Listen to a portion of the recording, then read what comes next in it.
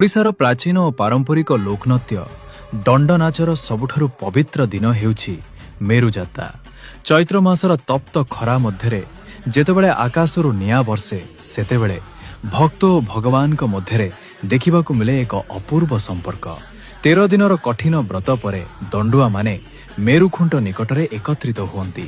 ଭୂମିଦଣ୍ଡ, ଜଳଦଣ୍ଡ, ଅଗ୍ନିଦଣ୍ଡ ଏହି କଠିନ ସାଧନା ମାଧ୍ୟମରେ ମା ଦକ୍ଷିଣକାଳୀ ଓ ପ୍ରଭୁ ଶିବଙ୍କୁ ପ୍ରସନ୍ନ କରାଯାଏ।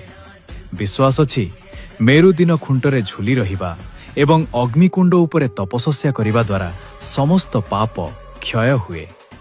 ଘଣ୍ଟ, ଶଙ୍ଖ ଏବଂ ହୁଳହୁଳିର ଧ୍ୱନିରେ ପୁରା ପରିବେଶ ଭକ୍ତିମୟ ହୋଇଉଠେ। ମେରୁ ପରେ ଏହି କଠିନ ବ୍ରତର ସମାପ୍ତି ଘଟେ ଏବଂ ଭକ୍ତମାନେ ଶାନ୍ତିର ବାର୍ତ୍ତା ନେଇ ଘରକୁ ଫେରନ୍ତି।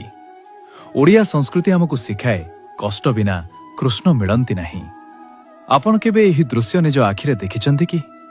ଯଦି ଆପଣ ମା କାଳୀଙ୍କୁ ସତ୍ୟ ମନରେ ବିଶ୍ୱାସ କରନ୍ତି, ତେବେ କମେଣ୍ଟରେ ଲେଖନ୍ତୁ, ଜୟ ମା କାଳୀ।